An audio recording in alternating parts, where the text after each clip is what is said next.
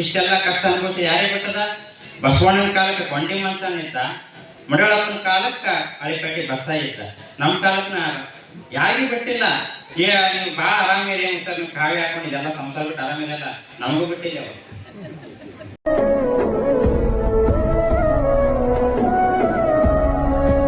ಒಂದು ಅಂಗಡಿ ಚಾಲು ನಡೆದಿತ್ತು, ಇನ್ನೊಬ್ಬ ವಿಚಾರ ಮಾಡೋದು ಮನೆ ನಾನು ಬಿಡಕ್ ಕೂತು ಚೇನಿ ಹೊಡಿತಿದ್ದೇವೆ, ಅಂಗಡಿ ಮಾಡಿ ಎಷ್ಟು ಬೆಳೆದ್ ನೋಡ ಅಂತ ಹೇಳಿ ಒಂದು ನಿಂಬೆಹಣ್ಣು ಇದಿಟ್ಟ ತಂದಿಕ್ಕೆ.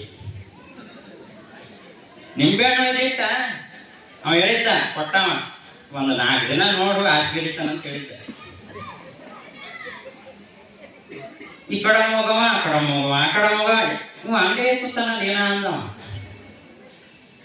ಅಂಗಡಿ ಬಂದ ಇವ್ನಿಗೆ ಏನ ಒಳಗಿಂದ ಏನ್ ನೋಡೋದು ಇವ್ರ ಮನೆ ಗೊತ್ತಾಗಲ್ಲ. ಕಡೆಗೆ ಇವ್ರ ಮನೆಗೆ ಯಾರಿಗಾರ ಆರಾಮ್ ತಪ್ಪದ ನನ್ನ ಇಟ್ಟಿದ್ದಕ್ಕ ಅಂತೇಳಿ ಅಂಗಡಿ ಬಂದ.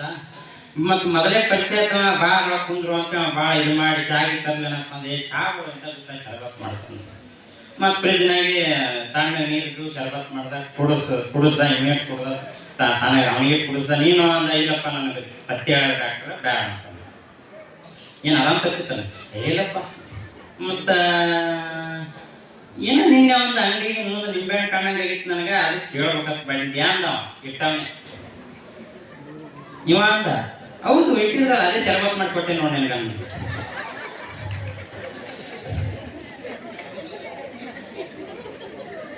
ಅದೇ ಶರಬತ್ ಮಾಡಿಕೊಟ್ಟಿನಿ ಅಂತ. ಯಾವುದರೆ ನಾವು ಯಾರಿಗೆ ಏನು ಕೊಡ್ತೀವಿ ಅದು ಮರ್ಯಾದೆ ಆಗಿರ್ಬೋದು, ಗೌರವ ಆಗಿರ್ಬೋದು, ಪ್ರೀತಿ ಆಗಿರ್ಬೋದು, ಅದು ನಮ್ಗೆ ವಾಪಸ್ ಬರ್ತದೆ. ಇದು ಕರ್ಮ ಸಿದ್ಧಾಂತ, ನಮ್ಮ ಸನಾತನ ಪರಂಪರೆ ಒಳಗೆ ಕರ್ಮ ಸಿದ್ಧಾಂತ ಅದು. ಈ ವೇದಿಕೆಗೆ ಬರೋಕ್ಕಿಂತ ಮುಂಚೆ ಪತ್ರಿಕೆ ನನಗೆ ವಾಟ್ಸಪ್ ಮಾಡಿದ್ರು. ಪತ್ರಿಕೆ ಒಳಗೆ ನೋಡಿದೆ, ಒಬ್ಬರು ಸ್ವಾಮಿಗಳು ಅದ್ರ ಕೆಳಗೆ ದಾಸೋಹ ಸೇವೆ ಮಾಡಿದ್ರೆ ಹೆಸರು ಪತ್ರಿಕೆ ಒಳಗೆ. ಇದೊಂದು ಅದ್ಭುತ. ಯಾಕಂದ್ರ ಯಾಕ ದಾಸೋಹಕ್ಕಷ್ಟು ಮಹತ್ವವಾದ ನಮ್ಮ ದೇಶದೊಳಗೆ ಅಂದ್ರೆ 4 ಯುಗಗಳು ಬರ್ತಾವ. 4 ಯುಗಗಳು: ಸತ್ಯಯುಗ, ತ್ರೇತಾಯುಗ, ದ್ವಾಪರಯುಗ, ಕಲಿಯುಗ. ಸತ್ಯಯುಗದೊಳಗ ದೇಹ ಎಲ್ಲಿತ್ತಪ್ಪ ಅಂದ್ರ ಅಸ್ಥಿಗತ ಪ್ರಾಣ ಇತ್ತು. ಸತ್ಯಯುಗದಾಗ ಎಳಿತನ ಮೂಳೆ ಇರ್ತಾವ, ಅಲಿತನ ಅವ್ನ ಪ್ರಾಣ ಇರ್ತಿತ್ತು. ರಕ್ತ ಹೋಗಲಕ್ಕ, ಚರ್ಮ ಹೋಗಲಕ್ಕ, ಎಲ್ಲ ಹೋಗಲಕ್ಕ ಅವ ಅಸ್ಥಿ ಇರತನ ಅವ್ನ ಪ್ರಾಣ ಇರ್ತಿತ್ತು. ಅದಕ್ಕೆ ಹಿಂದೆ ರಾಕ್ಷಸರ ದೇವತೆಗಳ ಜೊತೆ ಹೋರಾಡಿದ್ರೆ ಅವ್ರು ಜಲ್ದಿ ಸಾಯ್ತಿದ್ದ. ಮುಂದ ತ್ರೇತಾಯುಗ ಬಂತು, ಅಲ್ಲಿ ಮಾಂಸಗತ ಪ್ರಾಣ ಇತ್ತು. ಎಳಿತನ ದೇಹಗಳ ಮಾಂಸ ಇರ್ತದ, ಅಲಿತನ ಅವನ ಪ್ರಾಣ ಇರ್ತಿತ್ತು. ಮುಂದೆ ದ್ವಾಪರಯುಗ ಬಂತು, ಅದು ರಕ್ತಗತ ಪ್ರಾಣ ಇರ್ತದೆ. ಎಳಿತನ ಮನುಷ್ಯನ ದೇಹದ ರಕ್ತ ಇರ್ತದ, ಅಲಿತನ ದೇಹದ ಪ್ರಾಣ ಇರ್ತಿತ್ತು. ಇದು ಕಲಿಯುಗ. ಇದು ಅನ್ನಗತ ಪ್ರಾಣ. ಎಲಿತನ ಮನುಷ್ಯನ ದೇಹದಾಗ ಅನ್ನ ಇರ್ತದ, ಅಲಿತನ ಪ್ರಾಣ ಇರ್ತದ. ಅನ್ನದಾಸೋಹ ಮಾಡಿದ್ರೆ 1000 ಜನರಿಗೆ ನೀವು ಪ್ರಾಣ ಕೊಟ್ಟಂಗ, ಜೀವನ ಕೊಟ್ಟಂಗ. ನೀವು ಏನು ದಿನ ಒಬ್ಬೊಬ್ರು ದಾಸೋಹ ಮಾಡ್ತಿರಲ್ಲ, ನಿಮ್ಗೆ ಸಣ್ಣ ಪುಣ್ಯ ತಟ್ಟಂಗಿಲ್ಲ. ನಿಮ್ಮ ಇಡೀ ವಂಶವೃಕ್ಷನೇ ಮನೆಯಾಗಿದ್ದೇನು ಅನ್ನದ ಪಾತ್ರೆ ಅದಲ್ಲ, ಅದು ಅಕ್ಷಯ ಪಾತ್ರೆ ಆಗ್ತದೆ ಒಂದಲ್ಲ ಒಂದಿನ ಈ ಆಶೀರ್ವಾದದಿಂದ. ಅದಕ್ಕೆ ಸಮಯ ಭಾಳ ಆಗೈತಿ. ಇಲ್ಲಿವರೆಗೂ ಸ್ವಾಮಿಯಿಂದ ಕೂತು ನನ್ನ 2 ಮಾತುಗಳನ್ನ ಕೇಳ್ತಕ್ಕಂಥ ನಮಗೆಲ್ಲರಿಗೆ ಅಷ್ಟೇ ಹೇಳದೇವ, ಫಸ್ಟ್ ನಿಮ್ದೇನು ಮನ್ಯಾಗ ಸಣ್ಣ ಮಕ್ಕಳಾರ ಕರ್ಕೊಂಬರ್ರಿ ಅಂತ ಕಾರ್ಯಕ್ರಮ. ಯಾಕಂದ್ರ ಯಾರ ಮನಸ್ಸು ಯಾವಾಗ ಏನು ನೋಡಿ ಹೆಂಗೆ ಚೇಂಜ್ ಆಗ್ತದೆ ಅಂತ ಹೇಳಕ್ ಬರಲ್ಲ. ಎಷ್ಟೋ ಮಹಾತ್ಮರು ಏನೇನೋ ಘಟನೆ ನಡೆದಾಗ ಚೇಂಜ್ ಆಗಿದೆ. ಒಂದು ಪುಣ್ಯ ಪುರಾಣ ಕಥೆ ಯಾವ ಮಕ್ಕಳಿಗೆ ಏನೋ ಒಂದು ಮಾತು ನೆನಪುಕೊಳ್ತದ, ಏನೋ ಆಗ್ಬೇಕಪ್ಪ, ನಾನು ಒಂದು ಸಾಧನೆ ಮಾಡ್ಬೇಕಪ್ಪ. ಇಂಥ ಶಾಂಡ್ರು ಇಷ್ಟೆಲ್ಲ ಕಷ್ಟ ಅನುಭವಿಸಿ ಯಾರಿಗೆ ಬಿಟ್ಟದ? ಬಸವಣ್ಣನ ಕಾಲಕ್ಕೆ ಕೊಂಡಿ ಮಂಚನ ಇದ್ದ, ಮಡಿವಾಳಪ್ಪನ ಕಾಲಕ್ಕೆ ಅಳಿಪೇಟೆ ಬಸ್ಸ ಇದ್ದ. ನಮ್ಮ ಕಾಲಕ್ಕನ ಯಾರಿಗೂ ಬಿಟ್ಟಿಲ್ಲ.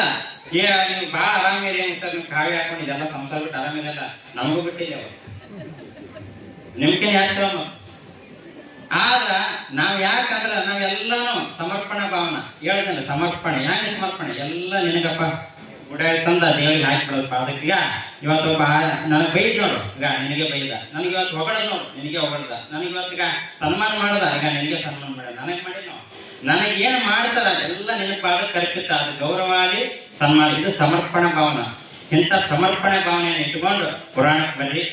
ಈ ಪುರಾಣ ಕೇಳಿದ ಮೇಲೆ ಒಂದು ದಿನ ನಿಮ್ಗೆ ಯಾವಾಗ ಒಂದು ದಿನ ಸಮಯ ಸಿಕ್ಕರ ಮಕ್ಕಳಿಗೆ ಏನೋ ಒಂದು ಮಾತು ನೆನಪುಕೊಳ್ತದ, ಏನೋ ಆಗ್ಬೇಕಪ್ಪ, ನಾನು ಒಂದು ಸಾಧನೆ ಮಾಡ್ಬೇಕಪ್ಪ. ಇಂಥ ಶಾಂಡ್ರು ಇಷ್ಟೆಲ್ಲ ಕಷ್ಟ ಅನುಭವಿಸಿ ಯಾರಿಗೆ ಬಿಟ್ಟದ? ಬಸವಣ್ಣನ ಕಾಲಕ್ಕೆ ಕೊಂಡಿ ಮಂಚನ ಇದ್ದ, ಮಡಿವಾಳಪ್ಪನ ಕಾಲಕ್ಕೆ ಅಳಿಪೇಟೆ ಬಸ್ಸ ಇದ್ದ. ನಮ್ಮ ಕಾಲಕ್ಕನ ಯಾರಿಗೂ ಬಿಟ್ಟಿಲ್ಲ. ನೀವು ಭಾಳ ಆರಾಮಿರಿ ಅಂತ ನೀವು ಕಾವಿ ಹಾಕೊಂಡು ಇದೆಲ್ಲ ಸಂಸಾರ ಬಿಟ್ಟು ಆರಾಮಿರಲ್ಲ, ನಮಗೂ ಬಿಟ್ಟಿಲ್ಲ. ಅವರು ನಿಮ್ಗೆ ಯಾರು ಆದ್ರ ನಾವ್ ಯಾಕಂದ್ರ ನಾವೆಲ್ಲಾನು ಸಮರ್ಪಣಾ ಭಾವನ ಹೇಳ್ದೇನೆ. ಸಮರ್ಪಣೆ ಯಾಕೆ ಸಮರ್ಪಣೆ? ಎಲ್ಲ ನಿನಗಪ್ಪ ಉಡಾಯಿ ತಂದ ದೇವರಿಗೆ ಹಾಕಿಬಿಡೋದು ಪಾದಕ್ಕೆ. ಈಗ ಇವತ್ತು ಒಬ್ಬ ನನಗೆ ಬೈದ್ ನೋಡು, ಈಗ ನಿನಗೆ ಬೈದ. ನನಗೆ ಇವತ್ತು ಹೊಗಳದ್ ನೋಡು, ನಿನಗೆ ಹೊಗಳದ. ನನಗೆ ಇವತ್ತೀಗ ಸನ್ಮಾನ ಮಾಡದ, ಈಗ ನಿನಗೆ ಸನ್ಮಾನ ಮಾಡ. ನನಗೆ ಮಾಡಿದ್ನು, ನನಗೆ ಏನು ಮಾಡ್ತಾರ ಎಲ್ಲ ನಿನ್ನ ಪಾದಕ್ಕೆ ಅರ್ಪಿತ. ಅದು ಗೌರವಾಲಿ ಸನ್ಮಾನ, ಇದು ಸಮರ್ಪಣಾ ಭಾವನ. ಇಂಥ ಸಮರ್ಪಣೆ ಭಾವನೆಯನ್ನು ಇಟ್ಕೊಂಡು ಪುರಾಣಕ್ಕೆ ಬರ್ರಿ. ಈ ಪುರಾಣ ಕೇಳಿದ ಮೇಲೆ ಒಂದು ದಿನ ನಿಮ್ಗೆ ಯಾವಾಗ ಒಂದು ದಿನ ಸಮಯ ಸಿಕ್ಕರ ಆ ಕ್ಷೇತ್ರಕ್ಕೆ ಹೋಗ್ಬರ್ರಿ. ಕಡ್ಕೊಳ ಮಡಿವಾಳಪ್ಪನ ಕ್ಷೇತ್ರಕ್ಕೆ ಸಮಯ ಸಿಕ್ಕರೆ ಹೋಗಿ ಬರ್ರಿ. ಸಮಯ ಸಿಗ್ಲಿಕ್ಕಪ್ಪ ಅಂದ್ರೆ ಸಮಯ ಮಾಡ್ಕೊಂಡು ಹೋಗಿ. ಯಾಕಪ್ಪ ಅಂದ್ರ ಹೊತ್ತುಗಳಿತೀವಿ, ಅವ ಕೂತ್ ಕಟ್ಟಿ ಹೊತ್ತುಗಳಿತೀವಿ. ಅವ್ರವ್ರ ಕತಿ ಕೇಳಿ ಮಾತಾಡೋದಕ್ಕಿಂತ ಒಂದು ಪುಣ್ಯದ ಕೆಲಸದ ಆ ಕ್ಷೇತ್ರಕ್ಕೆ ಹೋಗಿ ಮಡಿವಾಳಪ್ಪ ತೆಗೆದಂತ ಬಾವಿ ಅವನ ಇಂಥ ಪುರಾಣದಾಗ ಏನೇನು ವಿಚಾರಗಳು ಬರ್ತಾವ ಎಲ್ಲ ಯಾವ ಇಲ್ಲಿ ಕೇಳಿ ಎಲ್ಲ ನೋಡಿದ್ರೆ ಈ ಪುರಾಣ ಸಂಪ್ರದಾಯ ನಿಮ್ಗೆ ಅರ್ಥ ಆಗ್ತದೆ. ಅವನ ಆಶೀರ್ವಾದ ನಿಮ್ಗೆ ಸಿಗ್ತೈತೆ ಅಂತ ಹೇಳ್ತಾ ನನ್ನ ಮಾತು ಗ್ರಹಣ ಇರ್ತಾ ಇದ್ರೆ ಸಂಬಂಧ ಅನುಭವ. ಕೂಡಲ ಸಂಗನ ಶರಣರು ಮನದರಿದು ಮಾತನಾಡಿದರೆ ಲಿಂಗವೇ ಕಾಣಬಹುದು ಅನ್ನುವ ವ್ಯಕ್ತಿಗೆ ಬಹಳ ಅತ್ಯುತ್ತಮವಾಗಿ ಆಶೀರ್ವಚನ ದೀಪಾಲಿಸಿದ ಕರಿಕಹಳ್ಳಿಯ ಪರಮ ಪೂಜ್ಯರಿಗೆ ಜೋರಾಗಿ ಚಪಾಲಿ ತಟ್ಟುವ ಮೂಲಕ ಅಪೂರ್ವ ಮಕ್ಕಳಿಗೆ ಏನೋ ಒಂದು ಮಾತು ನೆನಪುಳ್ತದ. ಏನೋ ಆಗ್ಬೇಕಪ್ಪ, ನಾನು ಒಂದು ಸಾಧನೆ ಮಾಡ್ಬೇಕಪ್ಪ. ಇಂಥ ಶಾಣರು ಇಷ್ಟೆಲ್ಲ ಕಷ್ಟ ಅನುಭವಿಸಿ ಯಾರಿಗೆ ಬಿಟ್ಟದ? ಬಸವಣ್ಣನ ಕಾಲಕ್ಕೆ ಕೊಂಡಿ ಮಂಚ ಇದ್ದ, ಮಡಿವಾಳಪ್ಪನ ಕಾಲಕ್ಕೆ ಅಳಿಕಟ್ಟಿ ಬಸ್ಸ ಇದ್ದ. ನಮ್ಮ ಕಾಲಕ್ಕನ ಯಾರಿಗೂ ಬಿಟ್ಟಿಲ್ಲ. ನೀವು ಭಾಳ ಆರಾಮಿರಿ ಅಂತ ನೀವು ಕಾವಿ ಹಾಕೊಂಡು ಇದೆಲ್ಲ ಸಂಸಾರ ಬಿಟ್ಟು ಆರಾಮಿರಲ್ಲ. ನಮಗೂ ಬಿಟ್ಟಿಲ್ಲ ಅವ, ನಿಮ್ಗೆ ಹೆಚ್ಚು. ಆದ್ರ ನಾವ್ ಯಾಕಂದ್ರ ನಾವೆಲ್ಲಾನು ಸಮರ್ಪಣಾ ಭಾವನ ಹೇಳ್ದಲ್ಲ. ಸಮರ್ಪಣೆ ಯಾಕೆ ಸಮರ್ಪಣೆ? ಎಲ್ಲ ನಿನಗಪ್ಪ ಉಡಾಯಿ ತಂದ ದೇವರಿಗೆ ಹಾಕಿಬಿಡೋದು ಪಾದಕ್ಕೆ. ಈಗ ಇವತ್ತು ಒಬ್ಬ ನನಗೆ ಬೈದ್ ನೋಡು, ಈಗ ನಿನಗೆ ಬೈದ. ನನಗೆ ಇವತ್ತು ಹೊಗಳದ್ ನೋಡು, ನಿನಗೆ ಹೊಗಳದ. ನನಗೆ ಇವತ್ತೀಗ ಸನ್ಮಾನ ಮಾಡದ, ಈಗ ನಿನಗೆ ಸನ್ಮಾನ ಮಾಡ. ನನಗೆ ಮಾಡಿದ್ನು, ನನಗೆ ಏನು ಮಾಡ್ತಾರ ಎಲ್ಲ ನಿನ್ನ ಪಾದಕ್ಕೆ ಅರ್ಪಿತ. ಅದು ಗೌರವಾಲಿ ಸನ್ಮಾನ, ಇದು ಸಮರ್ಪಣಾ ಭಾವನ. ಇಂಥ ಸಮರ್ಪಣೆ ಭಾವನೆಯನ್ನು ಇಟ್ಕೊಂಡು ಪುರಾಣಕ್ಕೆ ಬರ್ರಿ.